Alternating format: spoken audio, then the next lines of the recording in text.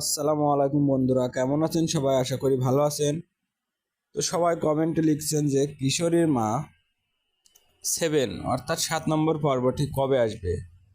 তো বন্ধুরা, এই নাটকটি যখন তারা দিবে অবশ্যই আপনাদেরকে জানিয়ে দেওয়া হবে নোটিফিকেশনের মাধ্যমে, এবং আমার ডেসক্রিপশন বক্সে কিন্তু আমি দিয়ে দেবো।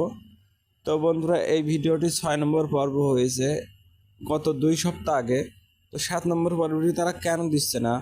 অনেকেই কিন্তু গভীর আগ্রহে আছে যে এই নাটকটি দেখবে, এবং 7 নম্বর পর্বের জন্য কিন্তু তারা বসে আছে। অনেকেই কিন্তু বারবার ইউটিউবে দেখতে আসছে যে 7 নম্বর পর্বটি কবে আসবে। তো বন্ধুরা, আপনাদেরকে চিন্তা করতে হবে না, যখনই 7 নম্বর পর্বটি আসবে আপনাদেরকে নোটিফিকেশনের মাধ্যমে জানিয়ে দেওয়া হবে। তো তার জন্য কিন্তু আমার চ্যানেলটি সাবস্ক্রাইব করে বেল আইকনে একটি ক্লিক করে দিবেন।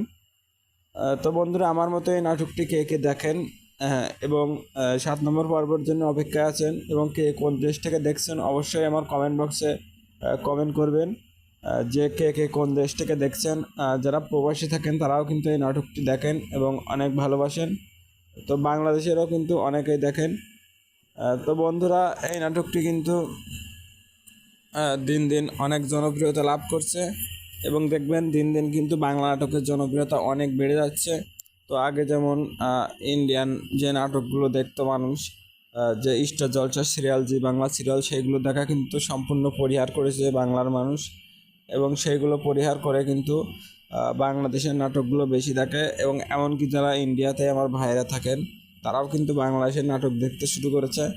তো বন্ধুরা, বাংলাদেশের নাটকের জনপ্রিয়তা কিন্তু দিন দিন বাড়ছে দেখবেন। তো এই কিশোরীর মা এই নাটক দেখবেন। আরও কিছু নাটক সাজেস্ট করবে, সেগুলো দেখবেন। যেমন সাহেব নামে গোলাম, যেমন দেখবেন ধনী গরিবের লড়াই, যেমন দেখবেন পাগলা মাসুম। তো বন্ধুরা, এইসব নাটকগুলো দেখবেন, আপনাদের ভালো লাগবে।